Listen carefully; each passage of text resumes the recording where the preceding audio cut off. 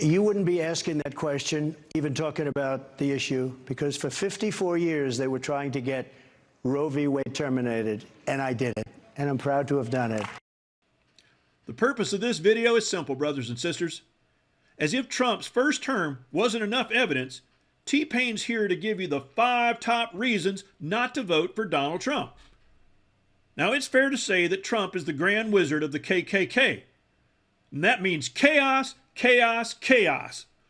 Trump's particular brand of chaos layers absurdity on top of insanity, to the point where there's so much crap to remember, he hopes you just give up and don't care no more. So for fun, let's just set aside the fact that Trump has been indicted in 4 different jurisdictions on 91 felony counts and start at the beginning, shall we? Now, we've already seen reason number 1 in the opening clip: women's reproductive rights. Now, this is the number 1 issue with voters and will likely determine the outcome of the election all by itself. Now, not only does Trump proudly take credit for Roe v. Wade, that's just the beginning. Now, this topic makes Republicans jump in a mongoose on a motorcycle.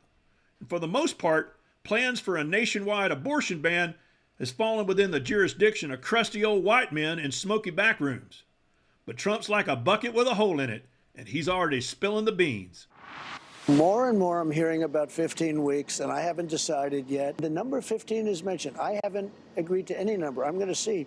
We want to take an issue that was very polarizing and get it settled and solved so everybody can be happy.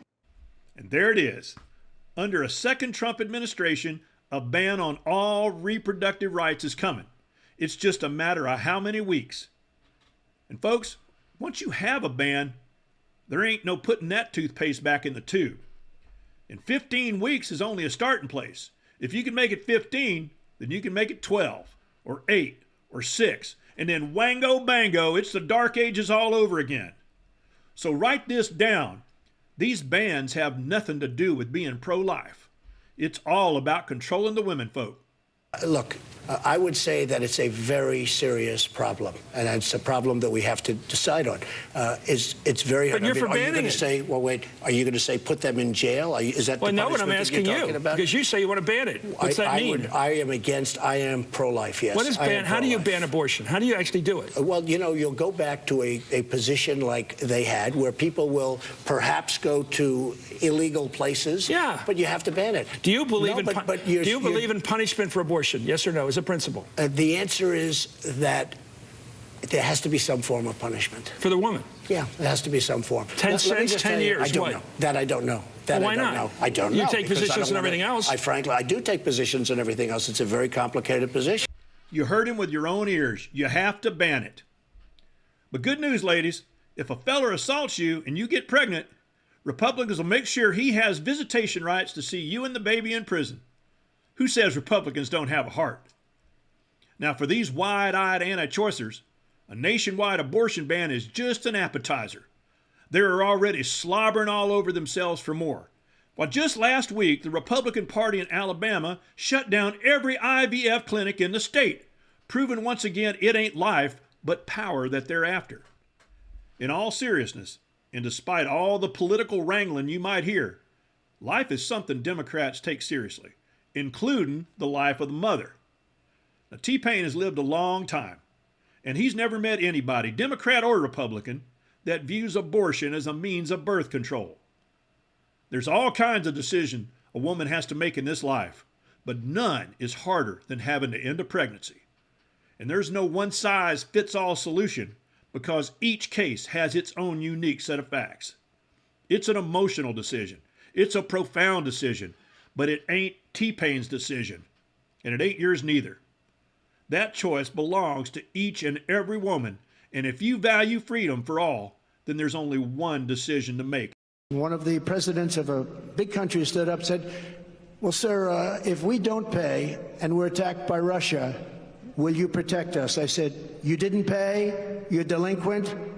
He said, yes, let's say that happened. No, I would not protect you. In fact, I would encourage them to do whatever the hell they want. You got to pay. You got to pay your bills. You remember the good old days when it was easy to know who America's enemies were?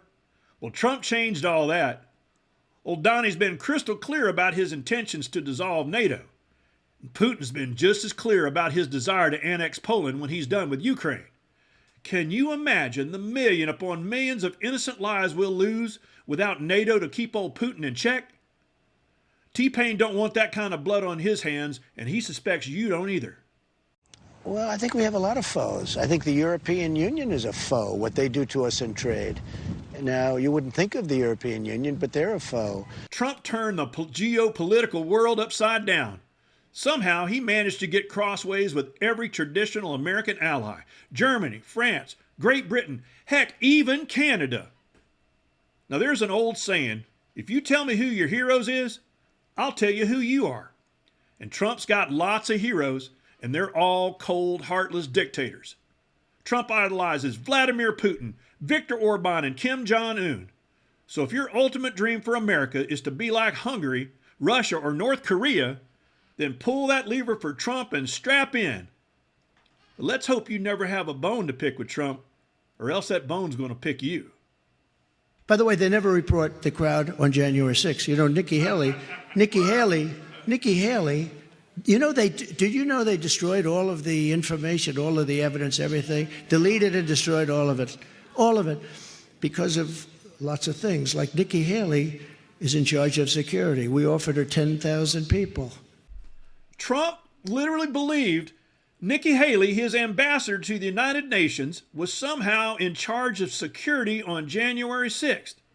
Now, some folks have defended Trump, saying it was merely a slip of the tongue. But notice in this clip, he says Nikki Haley 4 separate times. And this ain't no isolated incident. And Putin, you know, has so little respect for Obama that he's starting to throw around the nuclear word today. You heard that, nuclear. He's starting to talk nuclear weapons today. I was waiting for that to happen. But we have a fool as a president. No, Donald, we had a fool for a president. Then we elected Joe Biden. And this ain't the only time Trump has thought Obama is still president. Folks, Obama ain't been president in 7 years. In Venezuela, did you just see Maduro? Venezuela, it's unbelievable. We're getting rid of the Romneys of the world. We want to get Romneys and those out. But they know that we are the only ones who can stop them. We're the only ones. This is the greatest movement in the history of our country, maybe in the history of any country. Even Argentina, they went MAGA. You know Argentina, great guy. He's a big Trump guy. He loves Trump. I love him because he loves Trump. When he called, I took his call. Anybody that loves me, I like them. I said, Abdul, he's still there. He's the head of the Taliban. He said, you're killing our soldiers. Don't do it anymore because terror will rain down on you. And he called you, yes, Your Highness. He called me Your Highness, which is interesting. We are a nation that just recently heard that Saudi Arabia and Russia will repeat your... Oh. Now, T-Pain ain't no shrinkologist or head doctor, but it ain't hard for any layman to see that Trump's brain is flat broke. Still worried about Joe Biden's age now? We the people, the first words of the Constitution, the beating heart of our democracy, the story of our nation that makes America, America. The president's pointed remarks about the Constitution are in stark contrast to former President Trump's take on the founding document over the weekend, when he suggested on social media the possible termination of parts of the Constitution. Well, in fairness, Trump don't see the problem with ending the Constitution, seeing how he's never read it and all. So while we're on the topic, did you see the theme of this year's Conservative Political Action Committee, where Trump delivered the keynote speech? Hey, look, welcome to the end of democracy.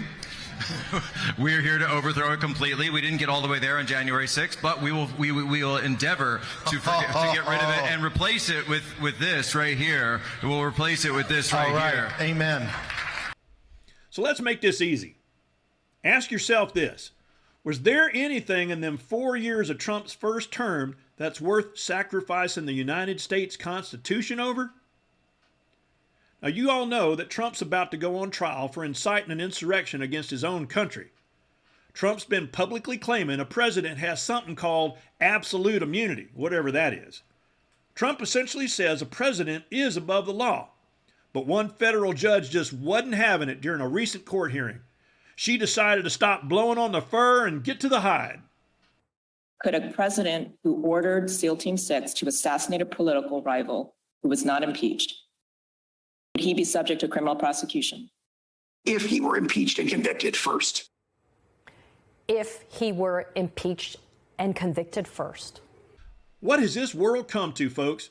Trump has us debating whether presidents can assassinate their political opponents. Trump better hope the Supreme Court slams the toilet lid down on his ridiculous argument, because if it's granted, there ain't nothing keeping Joe Biden from calling SEAL Team 6 first. You would never abuse power as retribution against anybody. Except for day one. Except Look, what? he's going crazy. Except for day one. Meaning? I want to close the border and I want to drill. That's drill, not. That's drill. not. That's not retribution. I'm going to be. You know, he keeps. We love this guy. He says, "You're not going to be a dictator, are you?" I said, "No. Other than day one." So when someone tells you they want to be a dictator, shred the Constitution, and end democracy, you better believe them. But when someone tells you that twice in the same day, and you vote for him anyway, then that's all on you. I will be the greatest jobs president that God ever created. Donald Trump is now the worst jobs president in American history. People are probably saying, T-Pain, why are you bringing up the economy? Everybody knows Donald Trump was way better at the economy than Joe Biden. Well, think again. President Trump presided over a historic net loss of 3 million American jobs in his first term, just 4 years, more than any president in American history. Now, it's a fact. The American economy traditionally does better under Democrats than Republicans. What? You don't believe old T-Pain? Well, maybe you'll believe this guy. It just seems that the economy does better under the Democrats than the Republicans. T-Pain's heard a number of folks arguing for a second Trump term, saying, my 401k was way better under Trump. Well, if that's a deciding factor for you, go check it now. So there we have it. 5 reasons not to vote for Donald Trump. But if reproductive rights, European allies, presidential dementia, burning the Constitution, or being a dictator with absolute immunity ain't enough for you, then this bonus reason might just be the rock that knocks you off the fence. This bobblehead is just ridiculous. And did you notice who it is? That's right, none other than the man who will make this country great once again. Tagline, I'll be back in 2024. This Trumpinator bobblehead is a rare collectible, and patriots are scarfing them up like crazy. T-Pain's grandpa Virgil was probably a lot like your grandpa. Kind, and smart, and wise. Even though T-Pain was just a little critter, he'll never forget when Grandpa Virgil sat him down and passed on some mighty powerful generational wisdom that serves T-Pain to this very day. T-Pain, he'd say, never vote for a bobblehead. T-Pain out.